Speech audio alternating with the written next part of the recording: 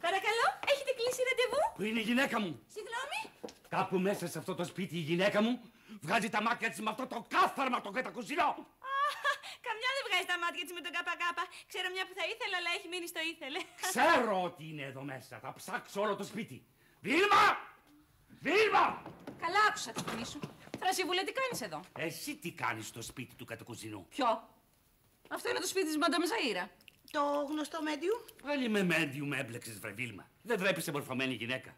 Αλλά βέβαια, από όταν με απατάς, καλύτερα να σε εξαπατάνε. Μα τι λέτε, κύριε, όσο σας απατά, ακριβώς τόσο την εξαπατάμε. Γιατί ο detective μου είπε ότι αυτό το σπίτι είναι του κατακουζινού? Εκτός από το μεγάλο γκουρού, βλέπεις άλλον άντρα εδώ μέσα? Ούτε αυτό το βλέπω, γιατί κρύβει το πρόσωπό του. Δεν κρύβει πρόσωπό του, χορεύει αρχαίο Ινδικό χορό. Δεν με πόνεσε κανείς. Ελένη, εντάξει, ο Νικόλας συνήλθε. Πού είναι η Μπογιά, τον έβαψα. Εσύ τον έβαψες και εμείς τη βάψαμε.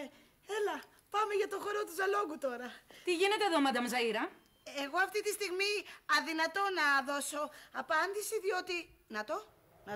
Να το, μου έρχεται καταληψία, κάνε πέραση. Συγγνώμη γιατί εγώ τώρα είμαι κατηλημένη. Για μισό λεπτό.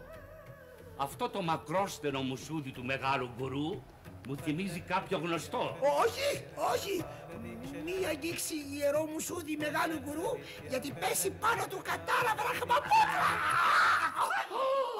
Κωνσταντίνε, τι πλάκες είναι αυτές πάλι? Τι συμβαίνει εδώ? Για μιλήστε, θα φωνάξω την αστυνομία. Όχι, σας παρακαλώ.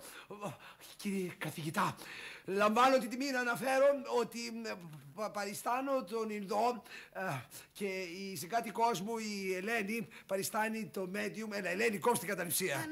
Ναι. Γιατί τώρα, το γιατί είναι το που μας ενδιαφέρει. Γιατί, κάτσε, το μου έρχεται.